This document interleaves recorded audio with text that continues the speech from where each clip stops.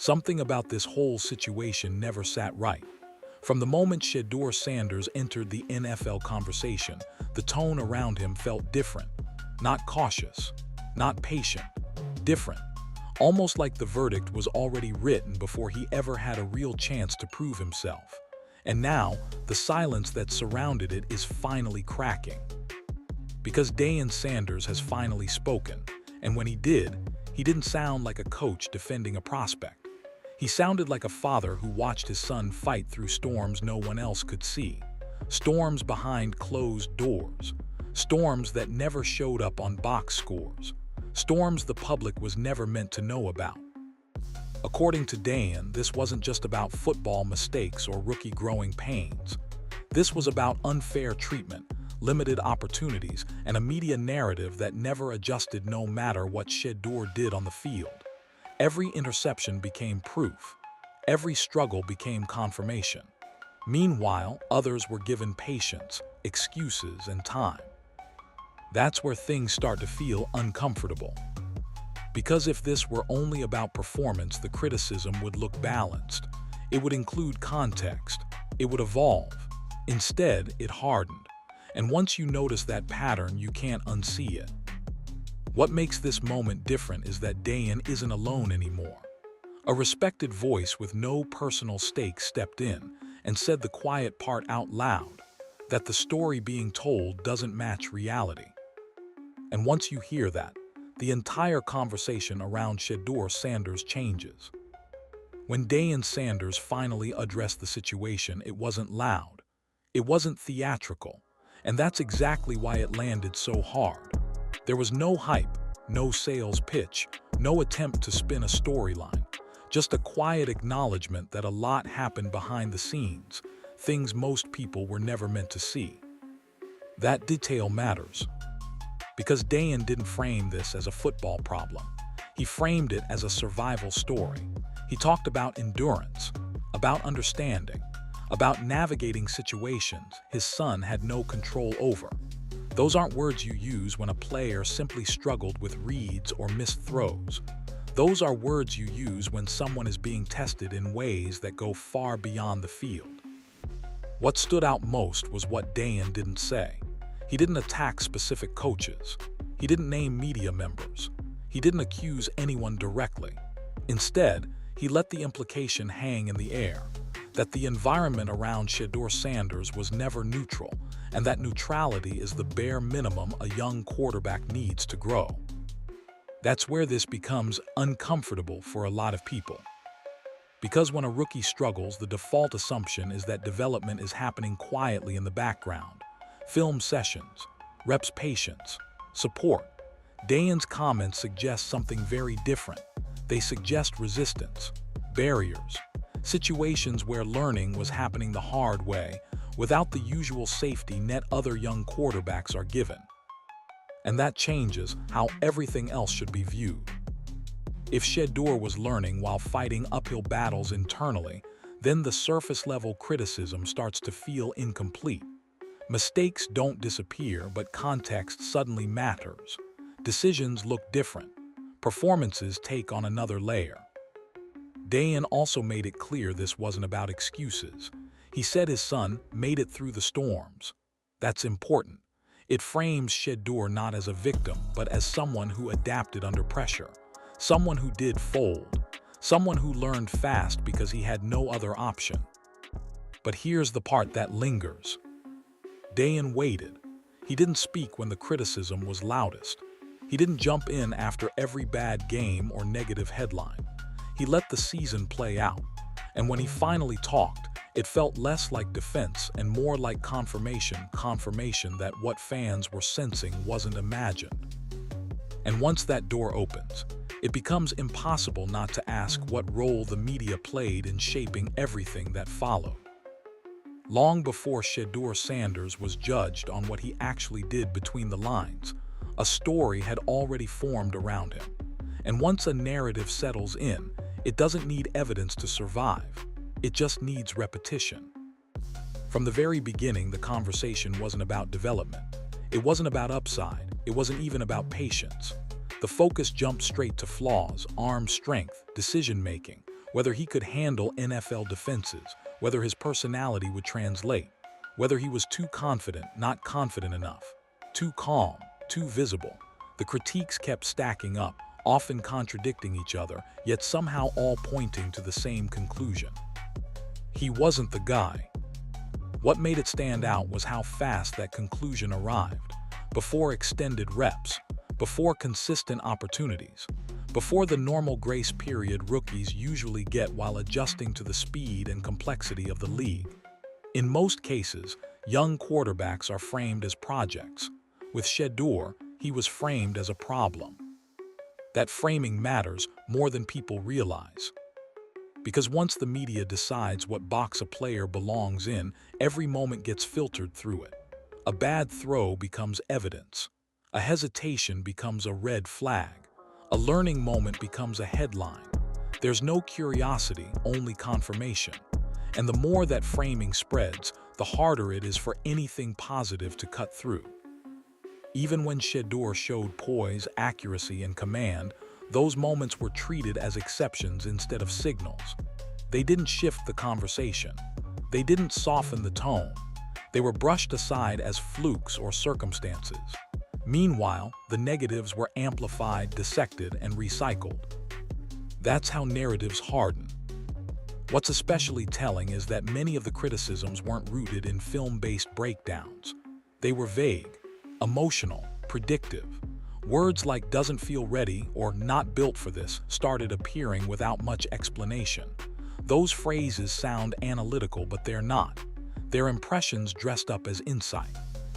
And impressions are dangerous when they're repeated enough to sound like facts.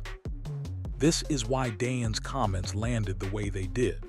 Because when someone close to the situation says there were things happening behind the curtains, it suddenly explains why the public-facing evaluation felt off, why the patience was missing, why the benefit of the doubt never arrived. Once a player is labeled early, everything that follows becomes a battle against perception rather than performance. And that's when development stops being about football and starts becoming about survival. And just when that narrative seemed locked in, an unexpected voice stepped in and challenged it head-on. Someone with no reason to protect Shedeur and no incentive to play favorites. Once you start paying attention, the imbalance becomes hard to miss. Every quarterback throws interceptions. Every young player makes mistakes. That's not controversial. That's football. But the way those mistakes are framed tells you everything about who's being evaluated fairly and who is. With Shedeur Sanders, every interception was treated like a final verdict, not a learning moment, not a situational breakdown, not a result of pressure, protection, or miscommunication, just proof. Proof that he wasn't ready, proof that doubts were justified, proof that the narrative was right all along. Meanwhile, other quarterbacks were living in a completely different reality. When veterans or favored young players threw picks, the language softened instantly. That's part of the process. He's pressing. The line broke down. The receiver wasn't where he needed to be. Context flowed freely. Excuses became explanations. Mistakes were framed as temporary obstacles instead of defining traits. That same grace never reached Shedeur. And that's where the double standard becomes obvious. Because football doesn't change depending on who's holding the ball. Pressure is pressure. Tight windows are tight windows. Defensive disguises confuse everyone. Yet somehow, only one quarterback's mistakes were treated as unforgivable. This wasn't subtle, it was consistent. What made it worse was how quickly comparisons were used against him. Established quarterbacks with years of experience were held up as the standard, while Shedeur, a rookie with limited reps, was expected to match that level immediately. When he didn't, the criticism escalated. When others didn't, it was shrugged off. That kind of imbalance doesn't happen by accident. It's the result of expectations set long before the first snap. Once the media decides who a player is supposed to be, everything gets interpreted through that lens. Positive plays are minimized. Negative ones are magnified. Over time, the audience starts believing they're watching something worse than what's actually happening. And here's the most frustrating part. This wasn't about demanding excellence. Fans can accept criticism. Players grow from honest evaluation. But what Shedeur faced wasn't consistent evaluation. It was selective scrutiny, a moving standard that changed depending on the name on the jersey. That's why Deion speaking out resonated. Because parents recognize unfair treatment instantly. And fans do too, especially when the same mistakes produce wildly different reactions depending on who made them. The conversation might have stayed stuck there if not for one moment that shifted everything. When someone with decades of credibility stepped in and said the quiet part out loud, that the coverage itself was misleading. And once that happened, the narrative stopped feeling accidental and started feeling exposed. The conversation shifted the moment Mel Kiper Jr. stepped in, and that's not because he's loud or dramatic, it's because he's methodical. For decades, Kiper has built his reputation on film study, context, and long-term projection. He's not a hot-take guy. He doesn't need clicks. When he speaks, it's usually because something doesn't add up. And in this case, he said it plainly. Kiper didn't argue that Shedeur Sanders was flawless. He didn't deny interceptions or rookie mistakes. Instead, he challenged the way those mistakes were being used. He pointed out that context was being stripped away, and that doing so wasn't analysis, it was distortion. His comparison hit hard because it was simple.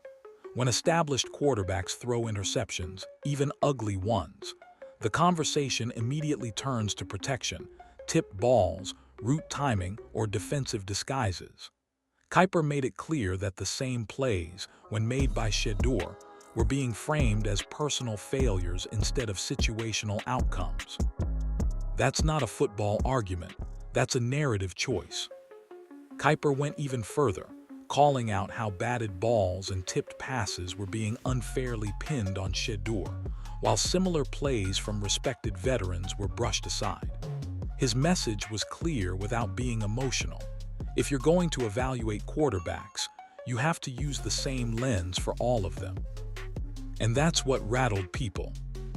Because once someone with Kiper's credibility says the media is being dishonest, not mistaken, but dishonest, it forces a pause. It forces viewers to rewatch plays differently. It forces fans to ask whether they're reacting to football or to framing. What made his comments even more powerful was what he didn't have to say. He didn't mention Deion. He didn't bring up family ties. He didn't suggest favoritism. He focused strictly on football logic. And by doing that, he stripped away the idea that this criticism was purely about performance. It exposed something deeper. If a veteran gets patience because he's proven, but a rookie doesn't get patience because he hasn't, then development becomes impossible. You can't demand perfection from someone you won't allow to grow. And that's exactly the trap Shedeur was placed in. Kiper's comments didn't end the debate, they escalated it. Because once credibility enters the room, silence from others starts to feel louder. And suddenly, the question wasn't whether Shedeur was struggling. It was whether he was ever being judged fairly in the first place. Once you step back from the headlines and actually look at the situation Shedeur Sanders was dropped into, the criticism starts to feel less like evaluation and more like selective memory. Because very little about his rookie situation lined up with what young quarterbacks normally get when teams are serious about development. First, there was the lack of a real runway. No full offseason built around him. No consistent stretch of reps with the ones. No rhythm that allowed mistakes to turn into lessons instead of labels. In most organizations, that's the foundation. With Shedeur, it was fragmented from the start. Then there were the conditions, rotating circumstances, pressure-heavy moments, limited margin for error. When things went wrong, there wasn't patience, there was punishment. And that's a massive difference. Quarterbacks don't just learn from reps, they learn from trust. Once that trust disappears, every throw feels heavier. That's where context matters most. Plenty of successful NFL quarterbacks struggled early. Some looked overwhelmed. Some threw ugly interceptions. Some needed time to slow the game down. The difference is that those players were allowed to struggle privately while improving publicly. Shedeur's struggles were put on display immediately and permanently. And that exposure shapes everything. Mistakes that should have been teaching points became talking points. Learning moments became defining traits. Instead of being allowed to grow into the speed of the league, he was expected to already be there. That expectation doesn't come from football logic, it comes from narrative pressure. This is where Deion Sanders' comments about storms start to make sense. Because development isn't just about mechanics or reads, it's about environment, confidence, stability, and when those are missing, progress gets harder, not easier. There's also the silence that surrounded the context. Little mention of protection breakdowns, minimal discussion of unfamiliar systems, almost no acknowledgement of how difficult it is to perform consistently without continuity. Those details didn't disappear, they were ignored. And ignoring context is the fastest way to distort reality. What's frustrating for many fans is that this isn't complicated. Football people know development isn't linear. They know growth looks messy before it looks polished. But when a player is already fighting a perception battle, that understanding vanishes. Instead of asking, what does he need to improve? The conversation jumped straight to, why isn't he already there? That's not evaluation, that's expectation mismatch. And when you combine that with negative framing, limited opportunity, and constant scrutiny, you don't just stall a quarterback's progress, you risk breaking the development process entirely. Which leads to the most uncomfortable question of all. If the environment was never built for growth, was Shedeur ever really given a fair chance to succeed? This is where the conversation gets uncomfortable, and where it's important to slow down and be precise.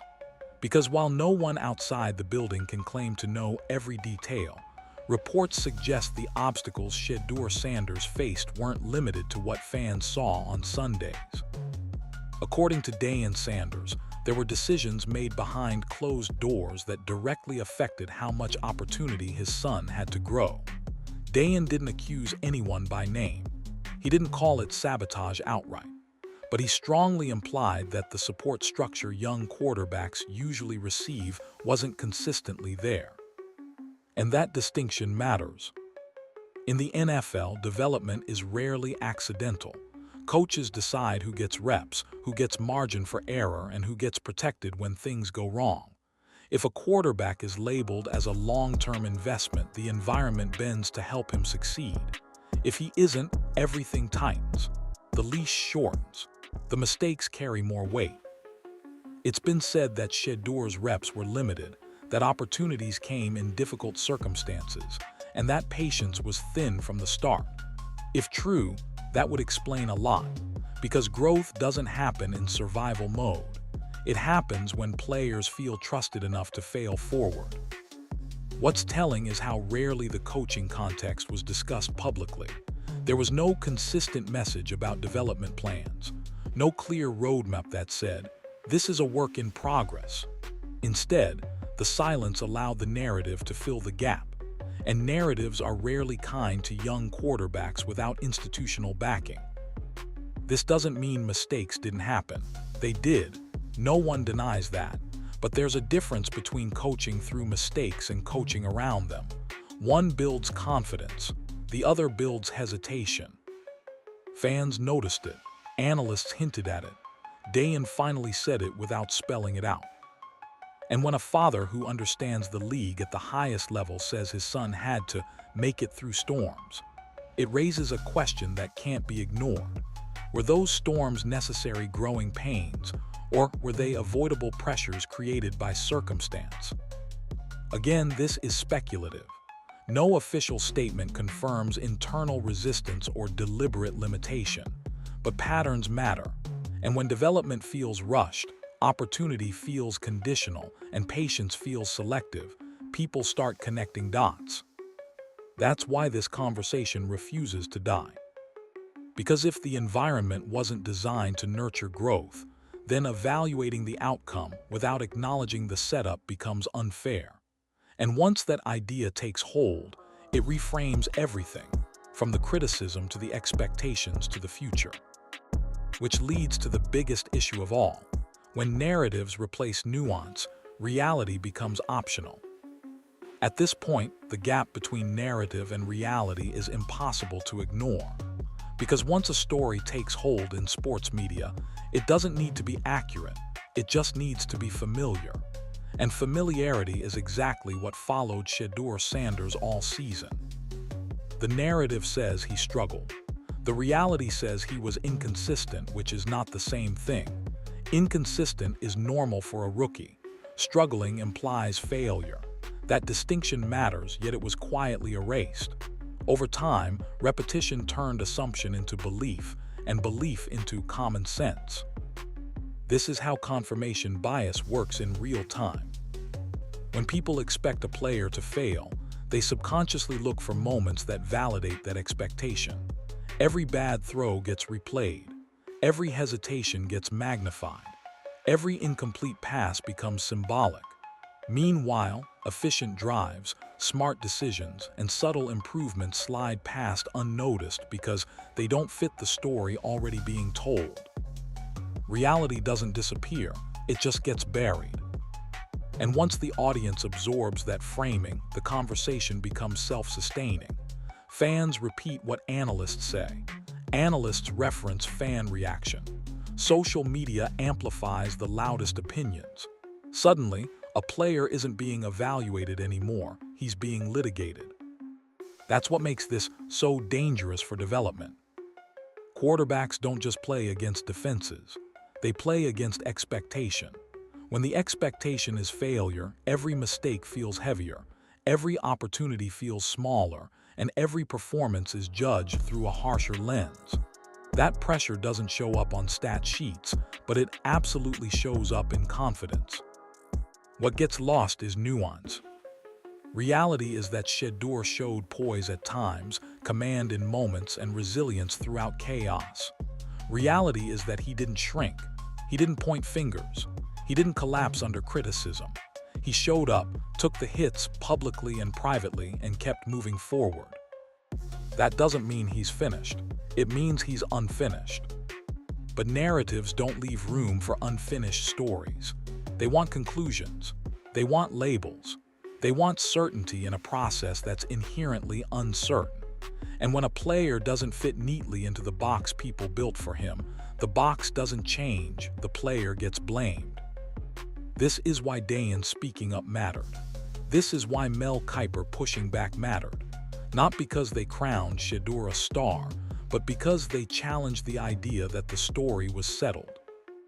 Because once you separate noise from film, emotion from context, and narrative from reality, one thing becomes clear.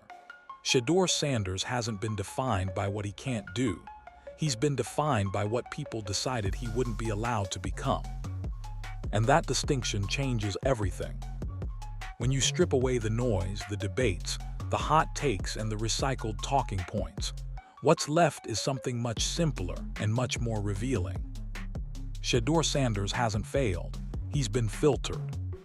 Filtered through expectations he didn't create. Filtered through narratives written before he ever stepped onto an NFL field.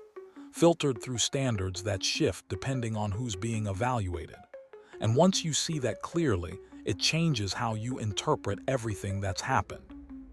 This season wasn't a verdict, it was a stress test. A test of resilience, a test of patience, a test of whether a young quarterback could survive an environment where grace was limited, context was ignored, and mistakes were magnified. And whether people want to admit it or not, Shedeur passed that test simply by enduring it. He didn't melt down, he didn't fracture the locker room, he didn't lash out publicly, he didn't hide. He showed up, absorbed the criticism, and kept working. That matters more than a box score ever will. What makes this moment important isn't that Deion Sanders defended his son. Any father would. What matters is why he felt compelled to speak now. Because at some point, silence stops being maturity and starts becoming permission. Permission for narratives to harden. Permission for unfair standards to become permanent. And that's the real danger. Because the league doesn't fail quarterbacks only by benching them. It fails them by shaping public perception so aggressively that opportunities dry up before development can happen. When a player becomes that guy in the media, every rep carries extra weight. Every mistake confirms bias. Every success gets downplayed. But here's the part that gets overlooked. Narratives don't decide careers. Organizations do. Coaches do. Time does. And the same league that's quick to label is also quick to pivot when talent proves undeniable. We've seen it happen again and again. Quarterbacks written off early.